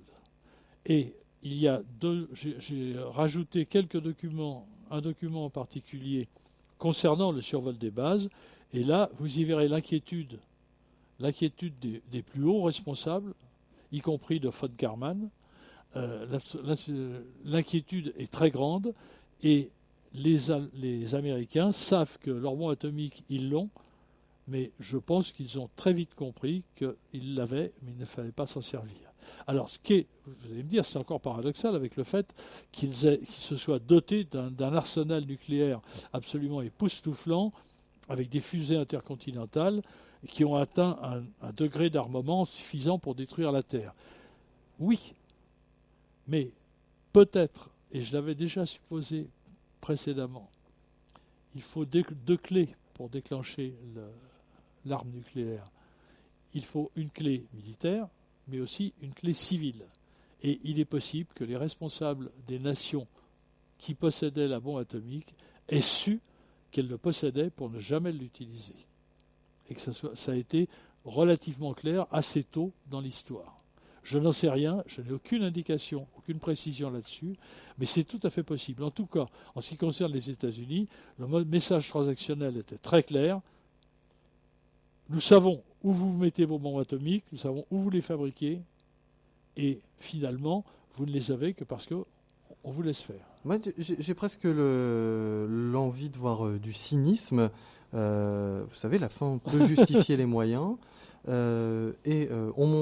On laisse 2 bombes, on laisse l'explosion de bombes atomiques, et puis à partir de là, on donne une arme tellement puissante que chacun sait, lorsqu'il la possède, qu'il ne l'utilisera plus, parce qu'elle est tellement puissante que, alors effectivement, il y a énormément de morts, il y a des irradiés, il y a une partie de la planète qui est touchée, mais en même temps, c'est pour plus tard avoir une arme tellement puissante que on se doute bien, à part pour la fin du monde, finalement, si tout le monde tire ses bombes atomiques, on sait bien que personne ne les utilisera plus. Oui, alors il n'y a pas besoin de faire appel au moindre extraterrestre pour ça. Il est devenu assez clair après la Seconde Guerre mondiale que cette invention de la bombe atomique, cette découverte de la bombe atomique, elle a rendu en fait toute guerre mondiale impossible. Toute guerre mondiale impossible. même si certains pays actuellement sont en train ou essayent de se doter de l'arme atomique, ou ils l'ont pour ne jamais s'en servir, ou ils vont être véritablement cette fois rayés de la carte s'ils lèvent le petit doigt pour s'en servir. Et pas forcément rayés de la carte par d'autres bombes atomiques de fabrication humaine. Si c'est ressenti comme une menace, c'en est une. Vous écoutez Radio Ici et Maintenant, 95.2, c'est l'émission La Vague d'OVNI. Notre invité Jean-Gabriel Grellet qui nous présente son livre 1942-1954. Dans quelques instants, nous passerons à la dernière partie de cette émission, Jean-Gabriel Grellet. Et vous nous direz ce que vous avez souhaité traiter pour cette dernière partie d'émission. Je relis quand même ce chapitre 1 de l'opération Majestic 12, section 1, méthode et but du projet. Porté, ce manuel a été conçu spécialement pour les membres du Majestic 12. Son but est de présenter tous les aspects de telle façon que le personnel autorisé ait une meilleure compréhension des buts du groupe, soit capable d'une plus grande expertise dans ses contacts avec les objets volants non identifiés, la technologie et les entités extraterrestres, et puisse faire preuve d'une plus grande efficacité au cours des opérations futures. Le petit 2 est très intéressant. Le petit 2, c'est MJ12 considère le sujet des objets volants non identifiés, de la technologie extraterrestre et des entités biologiques extraterrestres avec le plus grand sérieux et considère que les données de ce problème concernent au plus haut niveau la sécurité nationale. Pour cette raison, tous ces éléments ont reçu la plus haute classification de sécurité. Les points principaux couverts dans cette section seront les généralités concernant MJ12, l'importance des opérations et la nécessité d'un secret absolu dans toutes les phases d'une opération. Et notons dans le niveau 3, dans le petit 3, le niveau de l'habilitation du MJ12. Ils ont été classés Magic Eyes Only et se situent 2 niveaux au-dessus de Top Secret. C'est très intéressant parce que moi, à mon avis aussi, si les États-Unis ont été choisis, c'est parce qu'ils adorent le secret. Ils adorent ça. Ils aiment bien le millefeuille du secret et tous ces groupes. Vous nous parliez tout à l'heure d'une personne qui était indépendante, qui était sur les lieux mais qui n'avait de compte à rendre qu'à tel et tel et tel. Ah oui, c'est ce côté un petit peu attrayant. Paranoïaque, mais prudent. Nous allons passer dans quelques instants à la dernière partie de cette émission, La Vague d'OVNI, avec comme invité Jean-Gabriel Grellet. Vous écoutez Radio Ici et Maintenant 95.2, c'est l'émission La Vague d'OVNI, émission proposée et dirigée par Didier Deplège, animée par Alexandre. Notre invité est aujourd'hui Jean-Gabriel Grellet qui nous présente son nouveau livre 1942-1954, la genèse d'un secret d'État. Jean-Gabriel Grellet, on va peut-être laisser un peu de côté le livre, parce qu'il y a trop de choses à l'intérieur, mais plutôt nous arrêter sur ce qu'implique de telles révélations.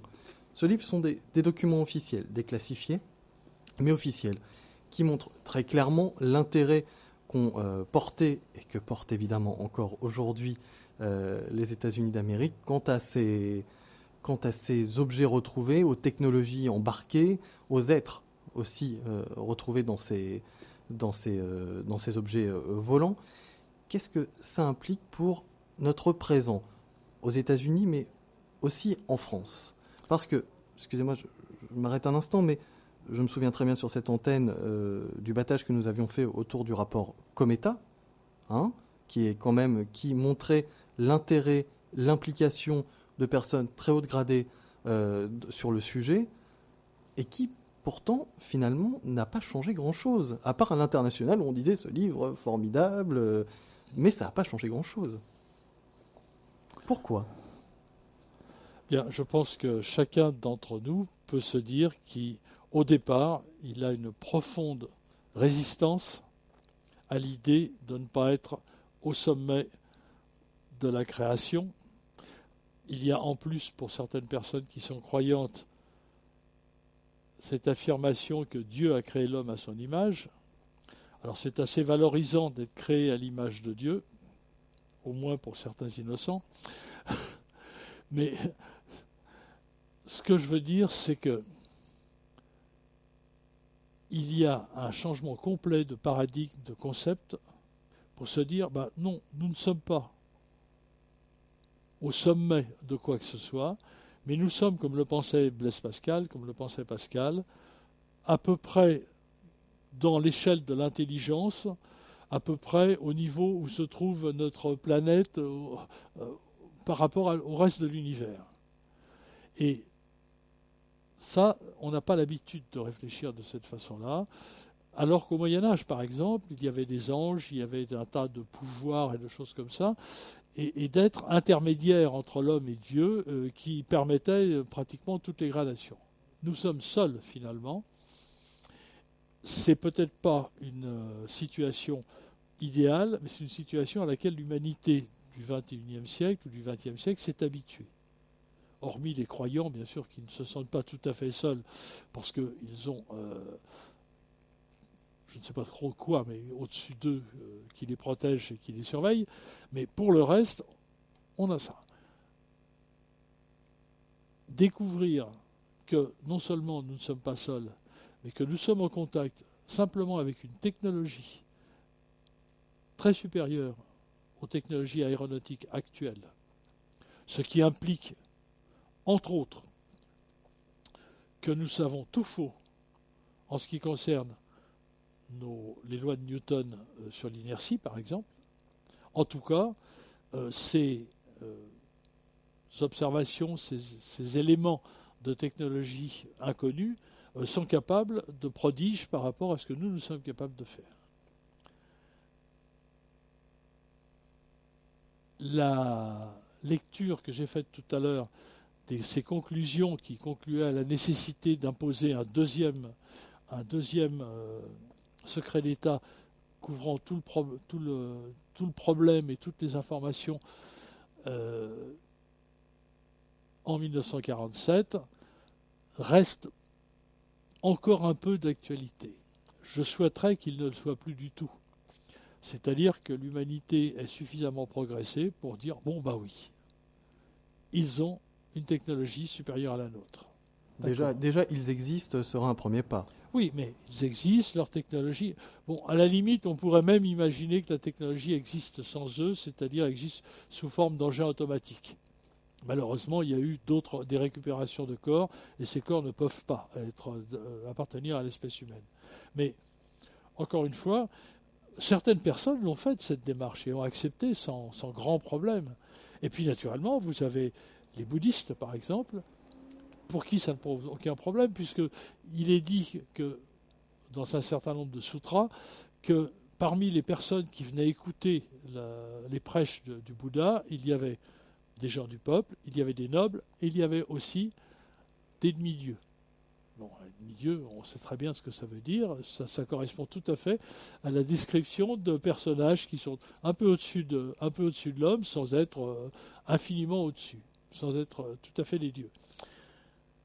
Mais, encore une fois, il semble que certaines personnes arrivent assez facilement à faire la transition, à opérer la transition, et que d'autres rejettent avec la dernière violence toute idée que ces images pourraient être exactes.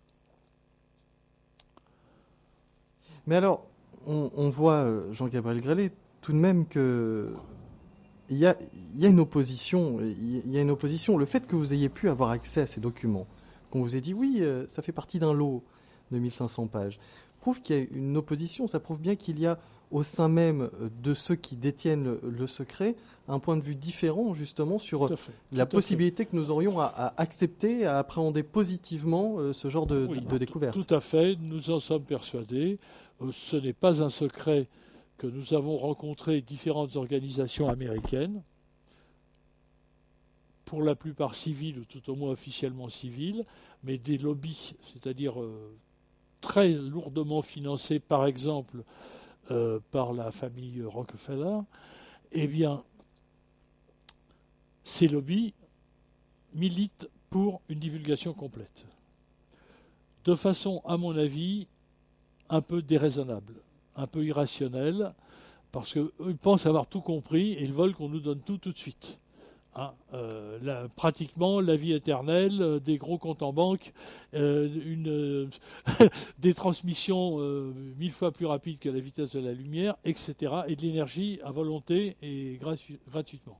Bon, tout ça, c'est pas raisonnable. D'abord parce que nous sommes humains, et si on nous donnait tout ça, on l'utiliserait de la pire façon qui soit. Donc ça déjà c'est pas raisonnable. Mais par contre, on nous a dit, voilà, on n'a pas réussi à obtenir, deux présidents étaient prêts à faire cette divulgation complète, c'était Clinton d'abord et ensuite le président Obama, et l'un et l'autre, au moment où ils se préparaient à faire des révélations, on se sont trouvés confrontés à des difficultés personnelles, je pense au président Clinton, et puis à des difficultés politiques, je pense au président Obama. Mais, encore une fois, les Américains auraient bien aimé que les Français fassent la révélation à leur place. On leur a bien expliqué que, nom d'un chien, c'est eux qui étaient responsables de la situation actuelle, pour l'essentiel. C'était eux qui avaient les informations et qui les avaient gardées par devers eux. Si quelqu'un devait faire une révélation publique, c'était bien eux. Mais d'un autre côté, on leur a laissé entendre que nous, notre conception est très différente. Nous pensons qu'il convient de mettre à la disposition des gens qui souhaitent savoir toutes les informations dont nous disposons, et qu'ensuite, ces personnes vont traiter les informations, tirer leurs propres conclusions. Et si leurs conclusions sont les mêmes que les nôtres, très bien, mais elles peuvent être différentes, c'est pas grave. D'autre part, il y a des personnes qui, avec les mêmes informations, mais pour des raisons morales, religieuses, politiques ou autres, refusent par principe l'idée que nous ne soyons pas seuls, ces personnes-là pourront continuer tranquillement à vivre leur vie sans être trop dérangées dans leurs convictions. Voilà. Ça, c'était ce que nous souhaitions, et d'une certaine façon, je pense que ça, c'est réalisable. Ces quelques livres que j'ai commis commencent à aller dans la bonne direction, d'autant que les documents qu'il y a derrière, eux, peuvent toujours être consultés. Et personnellement, je n'ai jamais eu la vocation d'être un historien et d'être le seul à claironner une vérité que tout le monde refuse. La France doit faire le premier pas. C'est à la France d'agir. C'est déjà fait, en fait. C'est déjà fait. Nous avons déjà, avec le rapport Cometa, en quelque sorte, nos militaires se sont bien avancés. Avec les commissions actuelles, qui est une commission au sein d'un organisme scientifique, d'une société savante très importante et très puissante, en regardant qui elle comprend, je parle naturellement de la 3AF, la 3AF va dans cette direction aussi. Bien entendu, mes collègues vont être beaucoup plus critiques que moi et beaucoup plus exigeants avant d'accepter pour exact ces documents. Mais encore une fois, je pense que cette conception est une bonne conception. Les gens qui ont le courage et qui n'ont pas et qui sont dénués de blocage d'ordre personnel peuvent maintenant, demain, se faire comment dirais-je, une opinion qui sera une opinion presque certaine. Rien qu'en lisant ce livre, déjà, certaines personnes vont le faire. En lisant les livres précédents, c'est arrivé très souvent. Rien que Documents interdits, un tas de personnes, je ne dirais pas nous ont rejoints, mais nous ont dit, vous voyez, on est content parce que finalement, on tire la même conclusion que vous. Devant les mêmes données, on tire les mêmes conclusions. Et on a rencontré des gens très intéressants, que je ne nommerai pas, mais avec qui nous sommes restés en contact. Il y a parmi eux des généraux, des attachés militaires. Hein. Il y a aussi naturellement des généraux étrangers. Nous sommes en contact avec le Chili, par exemple, et avec le général Bermudez. Nous sommes en contact aussi, autant que faire se peut, avec le Vatican, et avec différents types de personnes qui, elles, toutes ont progressé, au moins pour admettre tout à fait plausible et même probable une présence extraterrestre. Vous êtes donc en train de nous dire que les choses avancent sur le sujet ? Bien sûr. J'ai osé sortir ça, je ne suis pas encore mort, je serai peut-être rapidement, mais enfin, malgré tout... vous pensez qu'il y a quelques années, vous auriez... Ah oui, ça je peux vous assurer. Je peux vous assurer que la répression a été absolument violente, en particulier aux États-Unis. Il y avait un auteur, chercheur qui s'appelait Jessup, il a été assassiné, ça fait aucun doute. Bien d'autres ont été assassinés. Tous ceux qui ont mis en doute le rapport Condon, en particulier, son nom m'échappe actuellement, mais un physicien de très haut niveau. Et puis, au moment où le NICAP, c'est-à-dire une association américaine, s'est préparée à révéler au public, en passant par la commission des sciences du Congrès, ils ont été invités à faire une communication au Congrès, et celui qui les avait invités est mort dans les 8 jours. Et comme par hasard, son successeur a immédiatement tout annulé. Mais j'en parle dans Documents interdits, de ça. Non, il y a eu des morts. C'est indéniable, tout le monde le sait. Mais alors comment expliquez-vous ce retournement de situation On était en pleine guerre froide, c'est clair, on était en pleine guerre froide, rien n'était résolu. Il faut avouer que globalement, le monde n'est pas à une seconde avant l'apocalypse. Tout le monde sait que les fusées intercontinentales avec leur tête atomique, elles vont rester où elles sont. Et si quelques pays émergents a la mauvaise, la mauvaise idée de commencer à les tirer, je pense entre autres à la Corée du Nord, mais il y en a d'autres, ils vont vite comprendre ce qui arrive. Non, pour l'instant, on n'a pas globalement, on a effectivement encore de multiples tensions entre les êtres humains, mais on n'est tout de même pas en pleine guerre froide comme on l'a été au moment où justement ces assassinats ont eu lieu. Alors pourquoi est-ce que ceux qui détiennent justement cette connaissance ne font pas fuiter Ils font fuiter dans ce... Mais ils le font, sinon ce livre n'aurait jamais vu le jour. Ils le font, mais... Ils le font, c'est fait. C'est en cours. C'est en cours. Pour vous, bien c'est sûr. en cours. Bah oui, relisez le livre. Vous avez dit que vous alliez le lire plusieurs fois. Lisez-le, vous verrez. C'est en cours, mais ça me paraît comme une... Vous savez, j'ai été très refroidi, moi, par le Cometa, par ce rapport Cometa. Moi, je suis d'accord avec vous, il y a tout là-dedans dans votre livre, d'accord. Mais j'ai été quand même super refroidi. Vous me dites la divulgation est en cours, vous l'expliquez, vous l'écrivez, d'accord. Mais j'ai bien peur, hélas. Ça ne sera pas encore total cette fois-ci, mais ça ne le sera pas total. Non, ça ne le sera pas trop total. Et je me dis, est-ce qu'à la fin de ma vie, est-ce que cette divulgation sera terminée ou pas? Écoutez, je vais vous dire une chose. Il y a quand même un groupe dont il faudrait peut-être parler. C'est le groupe des, mettons hypothétiques, des personnes hypothétiques qui mettent en jeu la technologie qui, elle, est un fait observable. Bien. Si ces personnes voulaient que nous sachions tout de suite, ça serait très facile. Un ou deux disques volants à la fin de notre défilé le 14 juillet, avec atterrissage, place de la Concorde et toutes les caméras dessus, et c'est ça, terminé. N'importe quelle manifestation publique en plein jour sur n'importe quelle capitale, tout le monde serait au courant. Ils ne l'ont pas fait.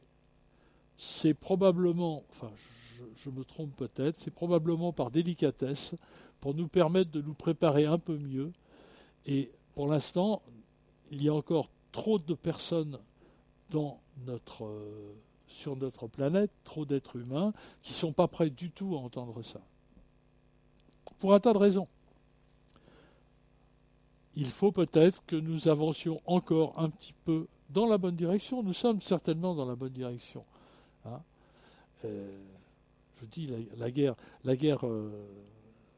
Troisième Guerre mondiale et la guerre froide se sont terminées sans qu'un coup de feu soit tiré. C'est pas mal ça non plus. Quand je vois les problèmes de racisme et de non-acceptation qu'il y a sur cette planète, je me dis que si en plus on rajoute des extraterrestres, ça va être compliqué. Eh bien écoutez, pour la plupart des êtres humains. Ils se méfient déjà de leurs voisins. Donc déjà, comme la plupart d'entre eux sont plus petits que nous, on va les sentir moins menaçants que les monstres qui sont inventés par Hollywood ces derniers temps. Jean-Gabriel Grélé, on va terminer cette émission dans quelques instants. Juste un mot pour nos auditeurs qui ont suivi et qui suivent encore les travaux du 3F, dont vous avez parlé il y a quelques instants. Alors, est-ce qu'ils doivent s'attendre à une communication prochainement, à des avancées Alors, que pouvez-vous nous dire sur le sujet? Voilà, tout ce que je peux vous dire, c'est très peu, parce que je ne suis pas habilité à vous dire quoi que ce soit. Hein. Mais une chose qui semble pouvoir être dite, c'est que la commission Sigma, son existence a été prolongée. Très bien. En fait, on pourrait même dire qu'un bilan tout de suite public serait prématuré. Voilà. Donc c'est plutôt une bonne nouvelle, du tout moins de notre point de vue. Nous avons dans la commission Sigma des gens d'une très grande qualité. Nous avons même un ancien membre de Cometa qui se nommera ou qui pourra être nommé le jour où nous présenterons notre rapport final. Mais en tout cas, nous allons continuer à travailler et nous n'avons pas du tout rejeté ce sujet comme ne méritant pas notre attention, bien au contraire. Voilà. Là aussi, les choses avancent. Les choses avancent, bien sûr. Lentement et prudemment. Ouais, vous savez, j'en veux toujours plus. Hein. J'ai envie que ça aille plus vite. J'ai envie que ça avance un peu. J'ai commencé cette émission-là avec Deveny il y a une douzaine d'années. Vous êtes intéressé à l'ufologie largement avant. Oui. Et c'est vrai qu'il y a des fois quand même où... 1952, ça fait un certain bout de temps quand même. Il y a des fois où on se dit, bon, ce serait bien que ça avance un petit peu plus vite. Bien sûr, bien sûr. Mais d'un autre côté, il faut toujours, et ça c'est une chose qu'on fait rarement, on pense toujours à soi. On a toujours une attitude égoïste. Si, moi je voudrais parce que moi j'ai fait le tour du problème. Mais les nombreuses personnes qui n'ont pas du tout fait le tour du problème, il faut aussi se soucier d'elles et se dire, vont-elles être blessées? Vont-elles être blessées gravement? Vont-elles voir leur vie bouleversée par quelque chose qui, pour nous, est devenu presque une habitude ou quelque chose de très connu? Et je pense que ces questions, nous devons, ceux qui savent et ceux qui détiennent non pas un pouvoir mais un certain savoir, doivent se soucier de ceux qui ne l'ont pas. C'est très clair. Jean-Gabriel Grellet nous a présenté aujourd'hui son nouveau livre, 1942-1954, la genèse d'un secret d'État, paru chez Dervy, et je vous conseille de vous précipiter pour acheter ce livre parce que c'est tout à fait passionnant. Tous les documents dont nous avons parlé sont à l'intérieur de ce livre, de cette enquête. Ils sont traduits évidemment, mais il y a aussi les versions originales sur l'autre côté de la page. Et c'est un vrai travail de fourmi que vous avez fait. Les documents interdits est en réimpression. Tout à fait. Oui. Et en réimpression, donc oui. tous les travaux de Jean-Gabriel Grellet sont disponibles. Merci beaucoup d'être venu. À très bientôt et peut-être je vous en prie. En compagnie d'Alain Boudier, du 3AF. Et puis surtout, je pense qu'il y aura, une fois en quelque sorte que le premier choc ou la première surprise sera passée, il y aura lieu aussi de faire une émission pour demander l'avis des gens qui ont découvert quelque chose, savoir l'effet que ça leur a fait et savoir s'ils se sentent brutalisés, violés ou au contraire s'ils sont heureux d'avoir appris une chose nouvelle. Vous attendez des réactions pas de politique forcément, mais en tout cas de personnalités représentatives, administratives ou militaires à la sortie de ce livre? Non. Mes collègues de la commission Sigma sont parfaitement au courant. Quant aux personnes qui pourraient avoir des réactions, elles n'en auront pas. Je ne vais pas vous donner la liste des personnes qui ont reçu cet ouvrage déjà depuis une dizaine de jours, au moment où il est sorti des presses, mais il y en a un certain nombre, et ces personnes-là, je ne m'attends pas du tout à ce qu'elles protestent violemment. J'espère qu'elles trouveront le temps de me dire un petit merci ou de me demander une petite dédicace pour certaines d'entre elles, mais c'est tout. Je n'en attends pas plus. Merci beaucoup, Jean-Gabriel Grellet. Merci beaucoup.